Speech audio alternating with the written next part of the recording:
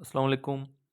आज हम एक्सरसाइज 7.8 पढ़ेंगे और उसके अंदर जो हमारा फार्मूला यूज़ होगा वो है प्रोडक्ट ऑफ प्रोबेबिलिटी। प्रोडक्ट क्या है कि अगर हमारे पास कोई दो ऐसे इवेंट हैं और हम ये चाहते हैं कि दोनों इकट्ठे जो हैं वो परफॉर्म हों, तो ये होगा probability of A intersection B is equal to probability of A multiply probability of B. ये इसका फार्मूला है। क्या मतलब इसका?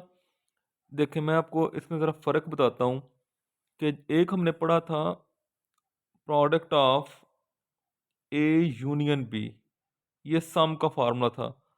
ये था probability of A plus probability of B. इसमें ये था आइदर इवेंट ए परफॉर्म हो और इवेंट बी परफॉर्म हो। लेकिन अब ये ऊपर वाला फार्मूला जो अब हम पढ़ेंगे प्रोडक्ट, इसमें क्या है कि दोनों परफॉर्म हों। मिसाल के तौर पे मैं कहता हूँ कि मैं लूडो का दाना फेंक रहा हूँ, तो पहले जब मैं फेंकूँ तो उसके ऊपर 4 आए और जब मैं दोबारा फेंकूँ तो उसके ऊपर 3 आए। अब ऐसा होने का चांस बहुत कम है, क्योंकि देखें हम कंडीशन लगा रहे हैं कि पहली दफ़ा 4 भी आए और दूसरी दफ़ा 3 भी आए, तो ये मुश्किल है। हाँ, अगर मैं ये कह दूँ ना कि मैं 2 दफ़ा फेंकूँगा, 3 या 4 दोनों में से कुछ भी आ जाए, तो उसकी उसकी जो है चांस बहुत ज़्यादा है। तो यहाँ पे ये पहला क्वेश्चन देखें। प्रोबेबिलिटी फाइंड करनी है। एक आदमी है ए, उसके 15 साल तक ज़िंदा रहने का जो चांस है, जो प्रोबेबिलिटी है वो है 5/7। और एक आदमी बी है, उसका भी 15 साल तक ज़िंदा रहने का चांस क्या है? 7/9। अब दोनों 15 साल तक ज़िंदा रहें। अब ये एक मुश्किल काम है कि दोनों में से कोई एक मर भी सकता है, लेकिन दोनों 15 साल तक ज़िंदा रहें तो क्या होगा? तो इसके लिए हम लिखेंगे let A be the event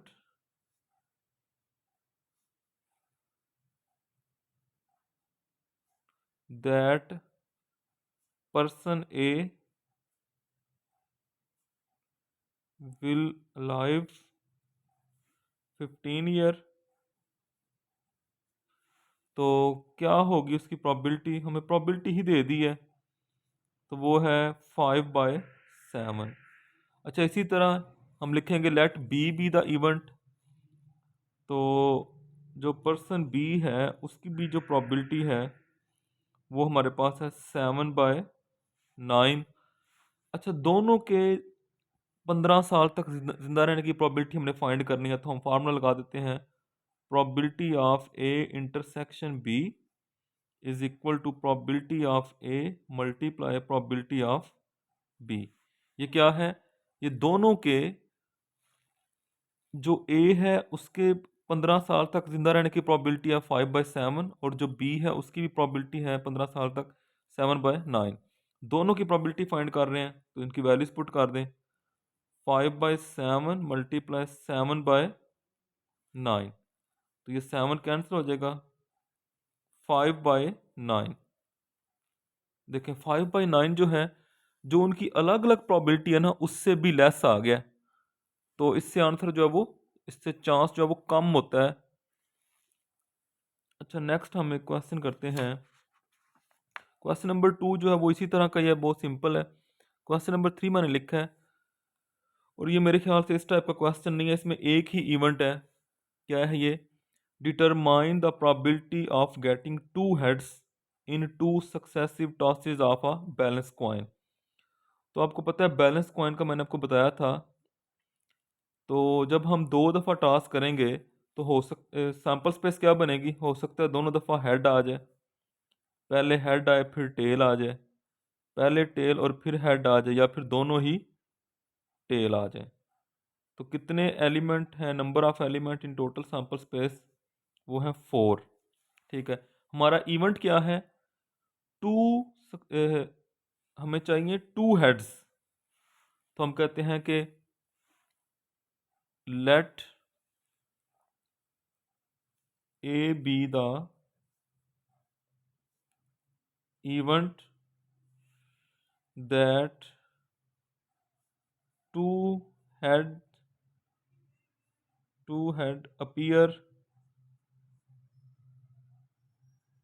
ठीक है। हमारा जो इवेंट है वो क्या है, टू हेड। तो हमारे इस इवेंट में क्या होगा, यहाँ से दोनों हेड कब आ रहे हैं, ये है दोनों हेड, ठीक है। तो इसकी प्रोबेबिलिटी क्या होगी, प्रोबेबिलिटी ऑफ ए वो होती है number of element in A over number of element in total space. तो number of element in A क्या है, यहाँ पे वन, इसको हम वन ही काउंट करेंगे ना, ये टोटल फोर है, तो ये बन जाएगा वन ओवर फोर, ठीक है। तो ये बिल्कुल एक सिंपल सा क्वेश्चन था प्रोबेबिलिटी का, जो कि उसने इस एक्सरसाइज में दे दिया। नेक्स्ट जो हम क्वेश्चन करेंगे उसमें हमारे पास फिर इंटरसेक्शन यूज होगी। दो क्वाइन है, उनको टास्क किया है, तो दो इवेंट कौन से हैं, प्रोबेबिलिटी फाइंड करनी है। ये देखें, appears the head appears on the first task, पहले टास्क के ऊपर हेड आए, and the same face appear on the second task, और जो सेकंड टास्क है उसमें क्या हो, सेम फेस अपीयर हो। तो सबसे पहले तो इसकी सैंपल स्पेस लिखें, वही होगी, क्योंकि दो कॉइन को टास्क किया तो क्या आएगा, हेड हेड आ जाएगा, head tail, tail head and tail tail. तो number of element in total space four आ गए। Let A be the event that, A event क्या है, find the probability that head appears on the first task, पहला जो task है उसके ऊपर हेड आना चाहिए। Let A be the event that head appears on first task, ठीक है। तो क्या इसमें आएगा, देखें, पहला जो टास्क उसमें हेड हो, यहाँ पे है, पहला हेड है, तो ये आ जाएगा हेड हेड। फिर यहाँ पे भी पहला जो है वो हेड होना चाहिए, यहाँ पे पहला हेड नहीं है, ये भी नहीं आ सकता और ये भी नहीं आ सकता, तो ये दो जो हैं इसमें हमारे पास number of element in A क्या हो जाएंगे, टू, ठीक है। इसी तरह let B be the event that क्या है, सेम फेस अपीयर, मतलब क्या, जो पहले कॉइन पे आए वही दूसरे कॉइन पे आए। Let B be the event that same face appear, ठीक है।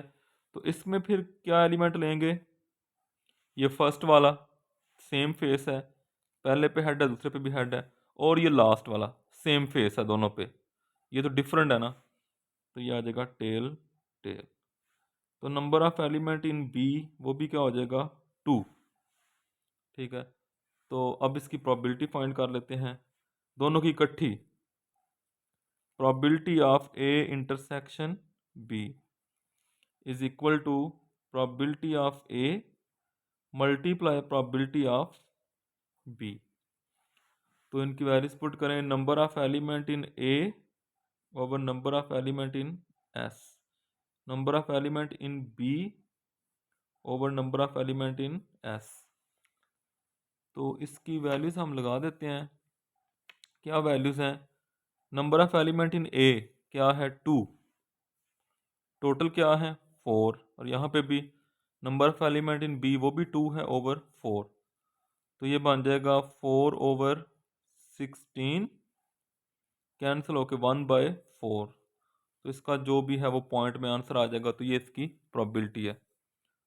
तो ये अभी हमने तीन क्वेश्चन किए हैं, इनमें हमने देखा है कि कैसे हम प्रोडक्ट ऑफ प्रोबेबिलिटी जो है वो फाइंड करते हैं। इसका फार्मूला है